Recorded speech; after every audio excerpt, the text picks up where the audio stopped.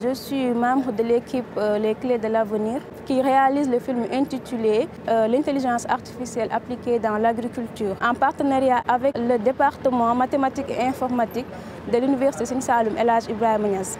Ayant eu une licence en agrotique, nous avons appris comment appliquer les technologies de l'information et de la communication dans le secteur agricole.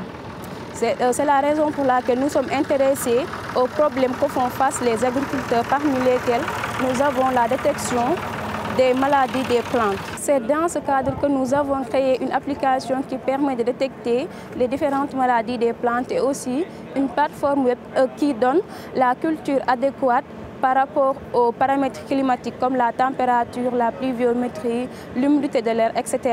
Dans ce film, nous verrons comment utiliser l'application et la plateforme web. Nous verrons aussi les témoignages des agriculteurs ayant testé nos applications. Donc aujourd'hui, je vous parle de l'application qui a été développée par des anciens de la formation. Donc, qui se décline en deux versions, une version web et une version mobile. Et pour la version mobile, c'est dédié à la détection donc, des attaques au niveau des différentes spéculations qu'on a aussi bien dans le bassin arachidier ou bien dans le Sénégal en général. Et aussi pour une version web qui participe à l'aide à la prise de décision des agriculteurs. Et cette aide à la prise de décision va tenir compte des paramètres agroécologiques et climatiques donc, du pays et surtout de la zone qui se trouve être le bassin arachidier.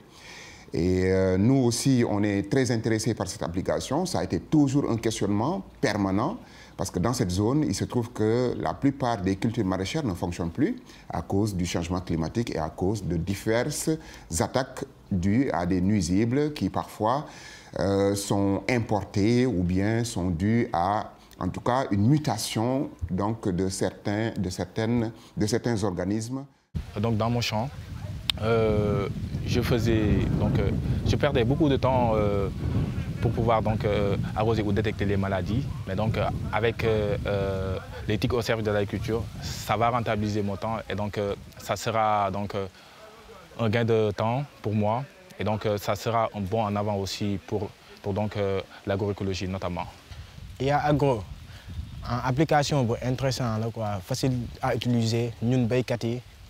En fait, comment pour xam sa plante la synthèse plante bi wala ki mu nga utiliser application IA Agro parce que dañ doon toog 2 minutes ou 3 minutes pour xam plante bi lan moo ko dal mais avec l'utilisation application IA Agro en 30 secondes ou 20 secondes mu nga xam kii maladie plante bi et en plus dina la jox solution ba war a jox plante pour les traitements en bio ba plante bi nekk en pleine santé.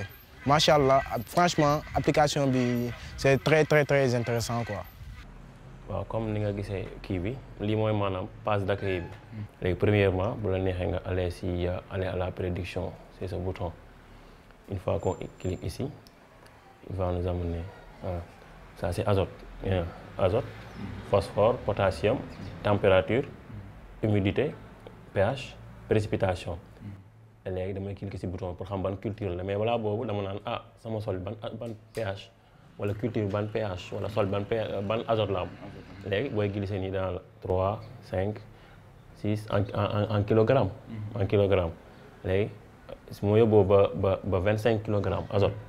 Léegi ma ni phosphore ñaata la am mooy ñëw indi ko ba fii maanaam su ma neexee phosphore yow maanaam lii su ma koy dugal en fonction de paysan bi li may wax la.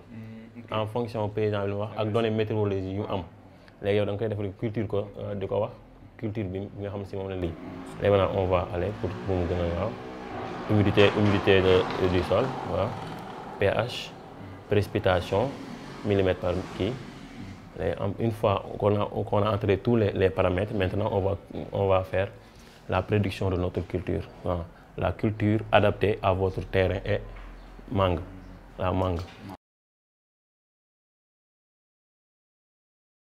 Bonjour, c'est Al-Ousseynou Niang, étant étudiant en Master 1 de l'Université virtuelle du Sénégal et membre de l'équipe IA.agro.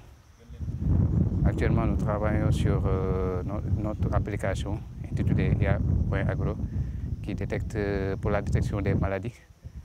Lors de notre étude, nous avons eu l'occasion d'avoir des problèmes concernant la collecte de données.